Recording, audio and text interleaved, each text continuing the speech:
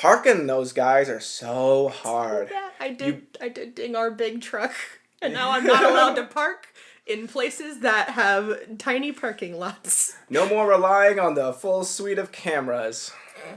I thought the camera was wrong. This is not financial advice. We are nerds who are doing this for fun. Don't sue me.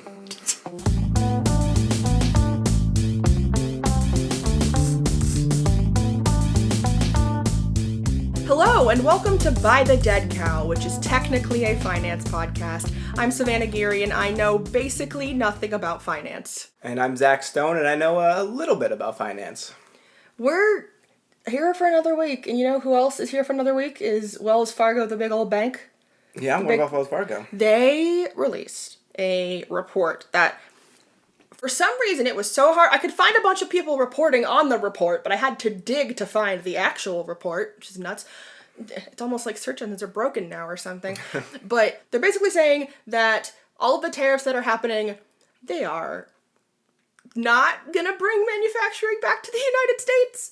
Wow. Yeah, I'm curious. What do they say? The Fortune summary of it, they say that tariffs won't bring back American manufacturing jobs, which will need a minimum $2.9 trillion of investment to regain its peak, which is a lot of money. They're basically saying that, like, there's not going to be a meaningful increase in factory jobs in near term. It does not appear likely in the foreseeable future. Medium to long term, they are saying that a meaningful increase in the share of factory jobs, while possible, would likely unfold over many years and come at a high cost. Almost like the thing that everybody's been saying, but now there's like this nice big citable report people can point to, because now there is actually some kind of framework for what the tariffs are supposed to kind of look like. Unironically, I think anyone that was like working in a factory would have been able to tell you that. Yeah. And I've never worked in a factory, a little disclosure. A couple of my buddies have. But the skinny of it is that, you know, it's not unskilled labor. You gotta know what you're doing, and you gotta know how to do it. And that takes many years, depending on the complexity of whatever your production line looks like or cycle looks like. But, you know, where we live, there's actually a couple of factories that exist anywhere between processing of food and animal food specifically, and a lot of like You can smell it. I actually like the smell. What? Yeah, I know, it's crazy. It kind of smells like, you know, a little bit of burnt cooking on the stove after you had just got done use something, and then you don't clean it, and then you put another thing on the stove and you start cooking. That's kind of what it smells like. Carcinogens. And I love it. Thank you, cancer. And it's not gonna get me first. And But we also have a lot of like planing here, like a lot of like a woodworks. People like, which is very complicated. And one wrong move, you know, look back at my family, we've had accidents in the factories. But that's just a process of learning in a factory. So yeah, of course we're not going to see near-term growth there, just because. Just the onboarding of new people itself would be a huge thing. Yeah, I read an article like 3 months ago about Louis Vuitton. It has, believe it or not, it has a bag making facility in a factory in Texas. And I thought, like, hey, you know, Texas, they probably got a good amount of leather workers up there. It shouldn't be too bad. They've been in operation for like many, many years, and they still do not sell bags. They actually got reduced to a easier product that like goes like inside of bags, and they're still having issues with quality control there. So just to put it there, we probably actually lost more long-term skilled factory workers from the tariffs than we would have gained by reshoring, at least in like 8 years. Because I personally know a guy who makes tanks, and he's not making tanks anymore. But he made tanks for 20 years, and he's pretty indisposable. So as far as that goes, you need somebody's got to know how to make the tank, so the tank knowledge goes away. Yeah, exactly. And yeah, you need a lot of skill to learn how to make a tank. Yeah. There's also stuff in here about just stuff about like fertility rates, stuff about like Fertility rates. capital investments. Yeah, like a lot of what you're saying about like the training programs being a part of it, but just like it is not likely. Yeah, I think the most effective way to probably jumpstart our own manufacturing, if that's really our goal here, is we want to take those people that are already doing it in other countries, build the factories in America, and then have that already skilled labor to import over to our factories, and then teach our people who are learning. But American jobs, but also that's a big if, right? If that's actually the point of the tariffs. That is a nice lead into our main topic of today, which is sort of a tariffs part 2. What is even the point? Was it allegedly for a way to have a negotiating strategy to get trade deals? Probably not, because that's not how you would do it. Yeah, no, it's it flies, counterintuitive to making like trade deals. We were talking about it a little beforehand, but basically tariffs just make the whole trade deal process, exponentially harder. Yeah. I think the fastest trade deal we have on record is the UK trade deal, if we can even call it a trade deal. It's more of like a trade ceasefire a little bit. A trade IOU. Yeah, trade IOU. But that's with Britain, and they didn't even have enough negotiating power to make trade deals with their previous trade bloc. The EU basically said kick it, and so they were really, really forced to pick up whatever they could. But basically, these trade deals with like the UK are kind of expected. We kind of bullied them into it. The trade deals like India, I think, are more likely that we'd expect to see, where they come out in phases. Gives them plenty of room to navigate their economy. And the reason why they need to do that is we gave them 90 days. We gave the entire world, basically, 90 days for them to make a deal with us. And if you think about that, like, it doesn't seem too bad. I could make a deal with 90 people. But you're not making a deal with 90 people. Each one of these countries that we're making a deal with are, the amount of work you have to go through. Yeah, you're not just making a deal like with their president or prime minister. You're making a deal with like their entire economic sector, which is however many. And their entire economic sector's lawyers. You're making a deal with 90 people. You're making a deal with 90 times however many lawyers. Yeah. But what ends up happening is why this is so complicated on an individual level, if you look at one country, basically you go down the line. Every single thing that's traded with your country is basically, that has to get negotiated.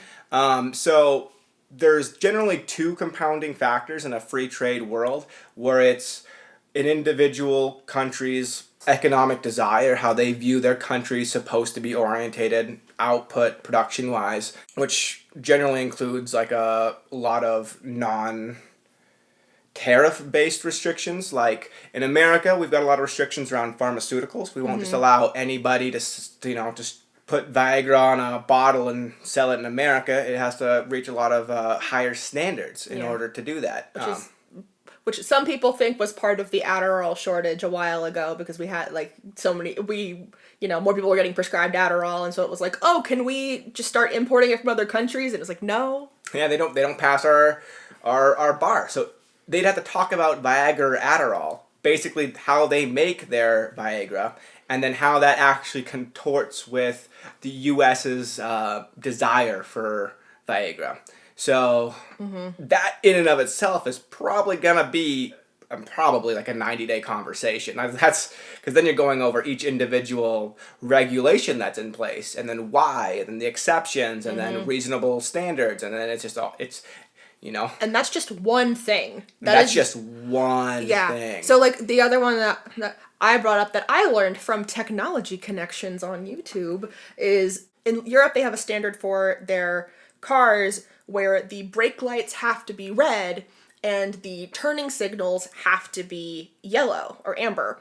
And that makes it a lot easier because I know if you drive in the United States, you'll see sometimes you see a brake light and you're like, I don't know if that's a brake light or a turn because you see a red flash. Yeah. And then when American car companies export their cars to Europe, they have to make a version of their car that meets that standard, which is weird because you'd think they would just make all their cars meet that standard and then just sell those in the United States too, because why would you? It's obviously it's going to make it harder for people, but I guess the design, they just think that it looks better if there's no amber on the manufacturers, please just make your blinkers amber. I'm begging you. I disagree. I couldn't disagree more. I know.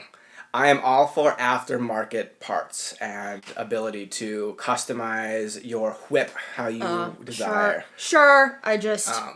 You think you would come that if they make it that way standard, they are making it easier for themselves because they only have to make one kind of car. Yeah, no, that's true. That's that's the reason why American automobiles, especially our trucks, have such a hard time engaging in these other markets is because and I don't know if we talked about this on podcast on the pod, but but basically in order to get around some emission regulations, U.S. trucks, we made them big. Yeah, they get bigger and bigger. Not even like trucks got bigger, but so did SUVs. But even if you look 10 years ago versus trucks now, they are. I mean, America needs to go on a diet, if you know what I mean, because we're just getting bigger and bigger. The other argument is that we just like big trucks. That people buy bigger and bigger trucks because they are safer. They're safer for the people in the car.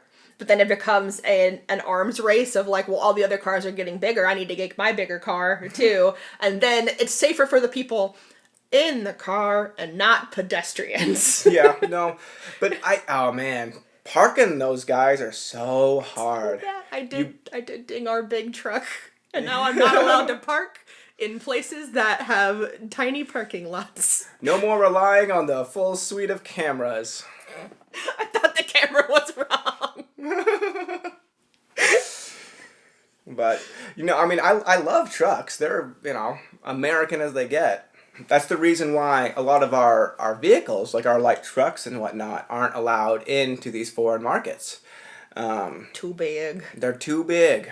As well as all the other regulations that America doesn't have on their vehicles, making the standard F-150, whether that's Ford, GMC, or we're not even going to mention the Dodge and Chevys, but it makes these vehicles just so much harder to bring to other markets. Mm-hmm.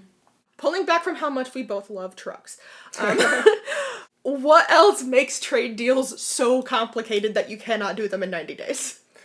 Well, besides the basically entire list you have to go through, tariffs are a huge impact of that because there's a couple aspects that make tariffs extra complicated in this regard, and one of them is the fact that once an economy or a business is able to operate actually in an economy, once a tariff has put into place, then after that point in time, there's going to be friction with the government and the company's lawyers who don't want that tariff to go away because they want to remain in business. Right. It's if this is a random analogy. If you have a school that has never had uniforms before and then they go, okay, everybody's got uniforms now, so then everybody buys a bunch of uniforms and then they go, actually, you don't have uniforms anymore. It's okay, then why did I buy all those uniforms to wear? Yeah.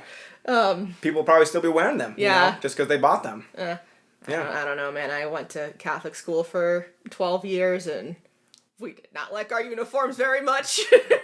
I love a uniform, I will say. As an adult, I love a uniform. As an adult, you don't have to think about what you want to wear. Fantastic. As an adult, you're I'm going to wear the same thing all the time, but I'm going to put my little bit of flair on. Fantastic. As a child, you have very limited means of self-expression sometimes. Yeah. And you want to wear your fun clothes. That's all I'm going to say. I think the Scouts do an excellent job of merging those two. You get to put your little personalization patches on, but you get the spiffiness and uniformity of a uniform. Mm-hmm. Man, we are very tangential today. That's okay. I'm interrupting you more is why. Yeah, I like it. But basically that is an extra friction. But also, if you think about it this way, now every order down the line, it has an entirely separate step. Because not only do you talk about the things that we talked about previously, which is like the regulations or other sort of like economic desires, now you have a tariff on top of it, which now you have to talk about every single line item twice. And so it's just exponentially harder. Literally twice as hard. Yeah. And I think previously a record fast trade deal happened in about 2 years. So. God. Yeah. That's breakneck speed. Wait. That's everybody on the same page. They're wanting to. I'm doing some math. Times 4 times 2. That is 8 times more time than the 90 days. Yep. That was given. Oh no. Yeah. So that would be the reason why we haven't seen any trade deals besides India's and the UK's. And India's is that's probably what we're going to see if trade deals start happening, which is a multi-phase approach.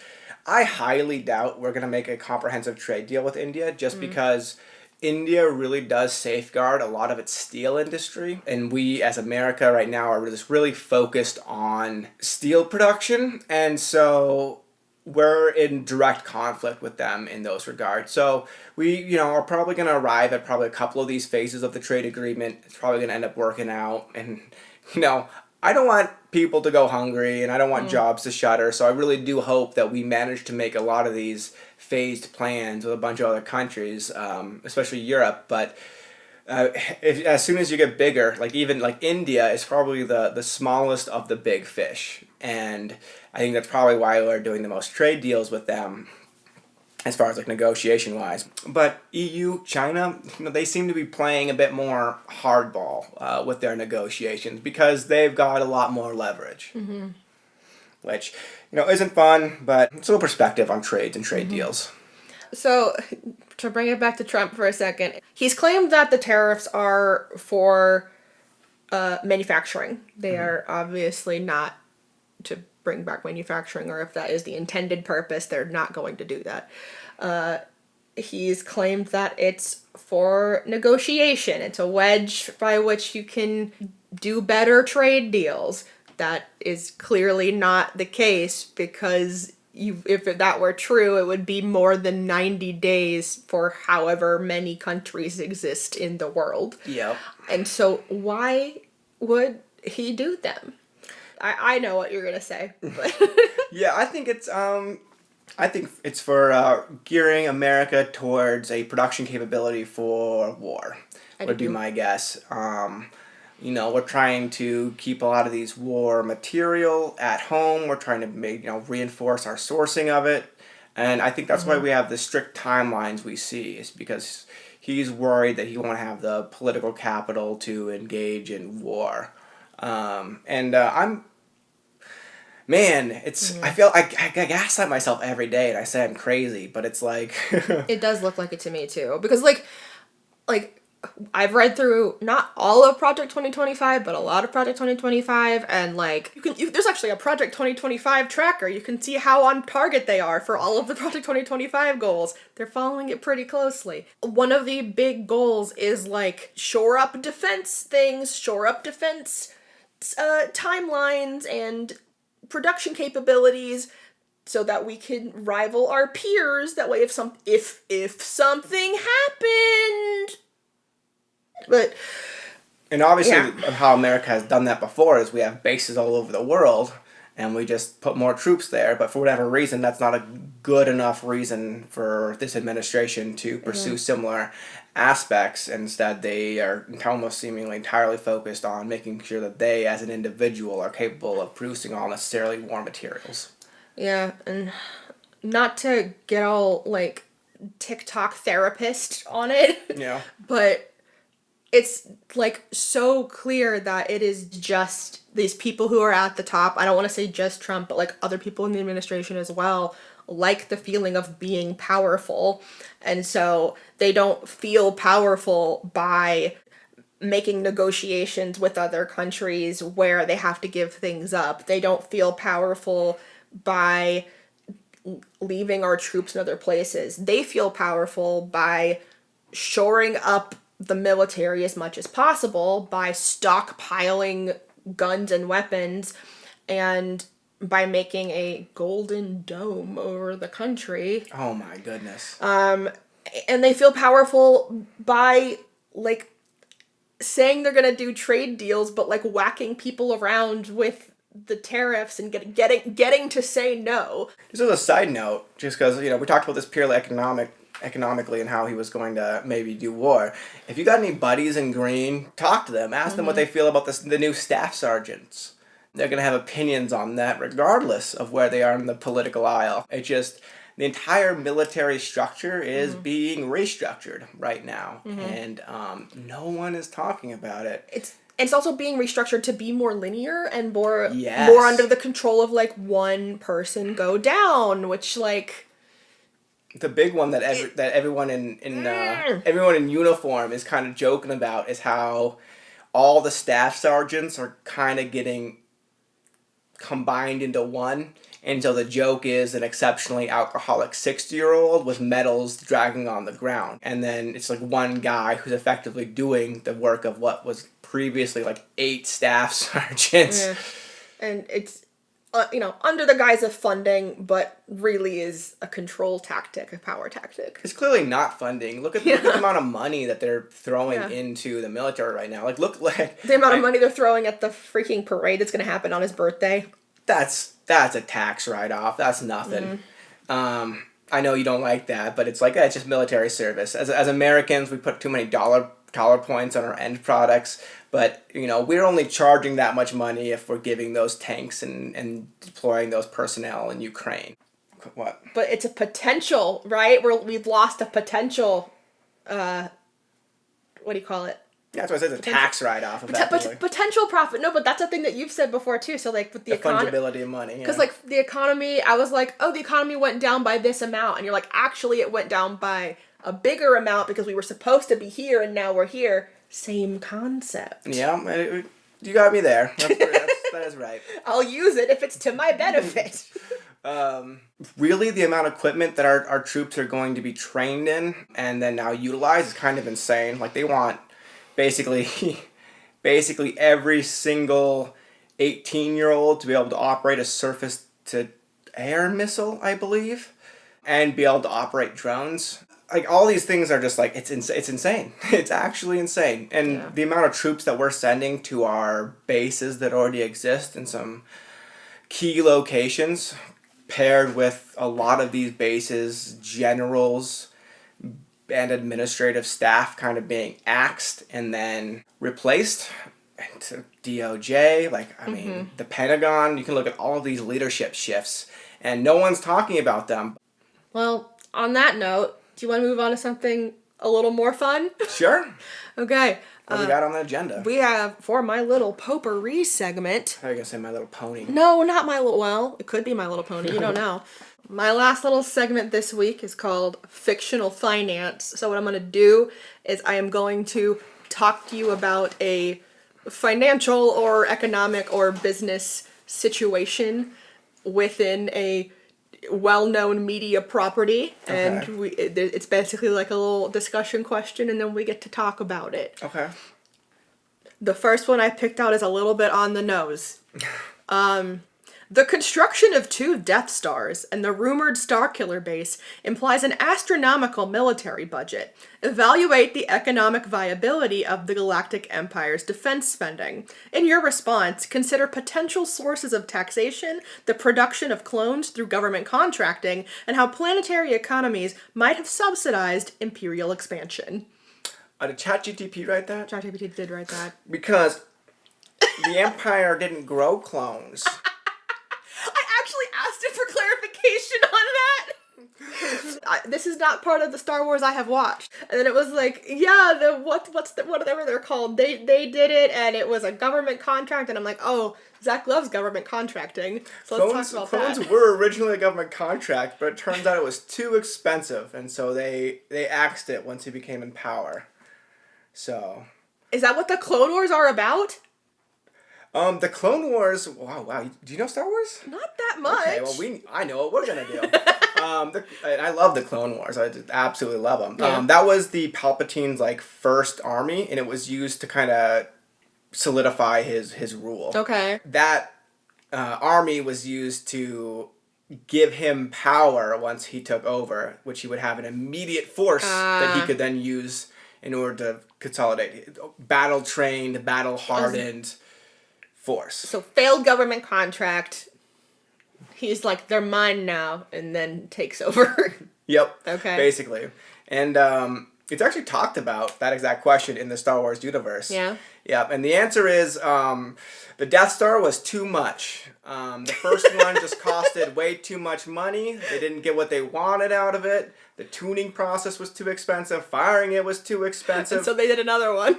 And then somebody didn't use the right measurement style, and so there was a critical gap. Oh my God. God. That half a centimeter ends up being, a couple inches off the side of your house, So they didn't build they didn't actually build it. They were trying to build it. Oh, okay. But the economic might of the Empire was massive. It had the entire effective galaxy under its control. There was like several pockets of space that they didn't have under control.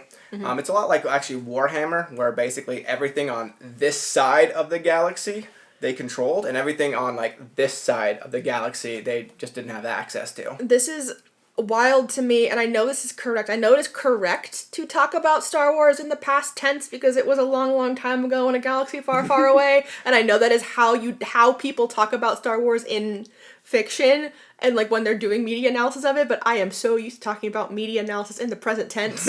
I'm a huge Star Wars fan. I've read every book. I started learning Mando. Yeah. It's a whole thing, and basically the Empire was able to it diverted so many resources into its military, and it was able to fund vast armies in order to control the rest of their galaxy. Do you see where I think this was maybe too on the nose? And we're gonna build a really big wall. Let's hope nobody sees the wall and decides that a ladder might do the trick. But they in the Empire, they were able to subsidize a lot of their like training for their military by having academies. So as a kid, if you grew up on a planet, you had the option to join like a pre-imperial system where they would teach you the basics of like military and shit.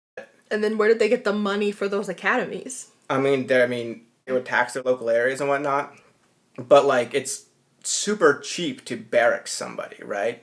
To like just have a kid and like give them like a little bed and then give them not great food, and because of like generally how desperate a lot of these planets were in, especially like after the big conflict, like the actual like people's like desire for like amenities or like comfort was very low. It's imperialism at its most imperialist. Yes. It is it's most brutalist. You just take everything from everybody, and that's how you fund it. Is you just take everything from everybody, and they don't get any comforts at all. Yep. And if you want if you want food and you want a bed, then you can join them, right? And if you want, so that's basically how they were able to do their soldiering.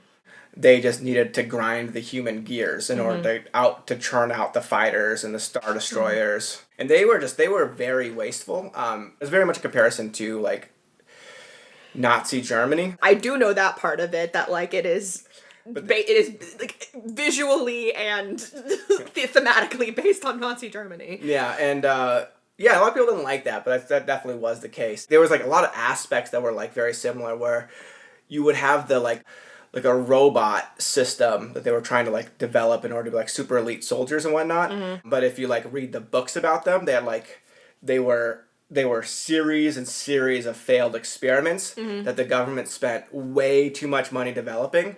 And like some of the projects weren't even like meant to be what they were. Like they were like pivoted, and then they tried, and then they failed. So they pivoted again, and they eventually spent enough money in a thing to get the right to get an outcome that works good. But it was parallel to Nazi Germany. super inefficient. Yeah, and like, people don't know this, but Nazi Germany, like they threw so much paint at the wall, just hoping anything stuck. But like even like engineering wise, they like their artillery piece that could shoot like hundreds of miles, tens of miles. And it did work, but every 3 shots they had to like rebore the barrel, and every like 20 shots they had to like completely disassemble the gun and reassemble a new barrel. It's like, so like some of these things work on paper, but they only work on paper. Honestly, I cannot believe that I picked this silly little Star Wars thing, and it's like, oh no, that's actually like really close to the main topic of the episode. Yeah. I'm not saying that the Galactic Empire is 1-to-1, Nazi Germany is 1-to-1, the current United States government, but I am saying there are parallels between all 3 of them, and I don't like it. Yeah, I think it's going to be probably my hottest take ever. I think if I had to choose out of 3 dictators, I would just rather have Emperor Palpatine and Darth Vader running the show. Let's just say that. God. At least they're charismatic. It's a special kind of charisma, okay? This has been By the Dead Cow, which is technically a finance podcast. Our theme song is Spaghetti Western and Spaceballs off the album Space Ranger by Lucky Bun. You can support our show by subscribing, commenting, etc. if you are watching this on YouTube, or by leaving a review on your podcast platform of choice. And also by sending this to a friend who you think might be interested. You can find more of us at beacons.ai/bythedeadcow. Thank you, and we will see you next week. Bye.